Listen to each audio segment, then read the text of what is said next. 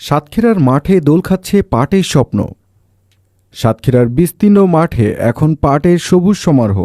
এক সময় সোনালী আঁশ নামে পরিচিত পাট আবারও গুরুত্ব পাচ্ছে। সাম্প্রতিক বছরগুলোতে জেলায় পাট চাষে কৃষকদের আগ্রহ বেড়েছে। ধান কাটার 20 থেকে 25 দিনের মধ্যে জমিতে পাট বপন করা হয়। কম খরচ ও সহজ পরিচর্যার কারণে এটি লাভজনক ফসল হিসেবে বিবেচিত। প্রতি বিঘায় প্রায় 1 থেকে 1.2 কেজি বীজ লাগে। আষাঢ় শ্রাবণে পাট কাটা শুরু হবে, পরে পানিতে ভিজিয়ে আঁশ সংগ্রহ করে বাজারজাত করা হয়। পাট থেকে সুতা, বস্তা, ব্যাগসহ বিভিন্ন পণ্য তৈরি হচ্ছে। পাট কাঠিও জ্বালানি হিসেবে ব্যবহৃত হয়। তবে উৎপাদন ব্যয় বেড়েছে। চলতি মৌসুমে জেলায় 11,610 হেক্টর জমিতে পাট চাষের লক্ষ্যমাত্রা নির্ধারণ করা হয়েছে, যা গত বছরের তুলনায় কম।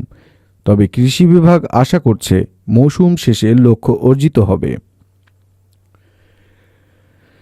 কৃষকদের মতে বিঘা প্রতি খরচ 19 থেকে 20,000 টাকা হলেও বিক্রয়মূল্য কম থাকায় লাভ কমেছে।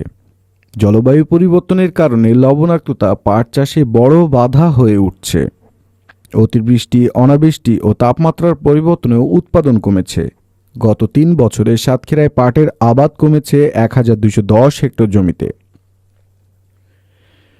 বিশেষজ্ঞরা বলছেন, লবণাক্ততায় বীজের অঙ্কুরোদ্গম কমে গিয়ে ফলন 50% পর্যন্ত কমতে পারে।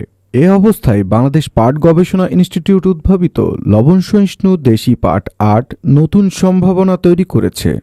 সাতক্ষীরা জেলা কৃষি সম্প্রসারণ অধিদপ্তরের উপপরিচালক মোহাম্মদ সাইফুল ইসলাম বলেন, পাট একটি লাভজনক ফসল। লবণ সহিষ্ণু দেশি পাট 8 চাষের মাধ্যমে উপকূলের অর্থনীতিতে ইতিবাচক পরিবর্তন আসছে এবং কৃষকরা স্বাবলম্বী হচ্ছেন। লবণাক্ত জমিতে প্রদর্শনী প্লট, কৃষক প্রশিক্ষণ ও মাঠ দিবসের মাধ্যমে এ প্রযুক্তি জনপ্রিয় করতে পদক্ষেপ নেওয়া হচ্ছে।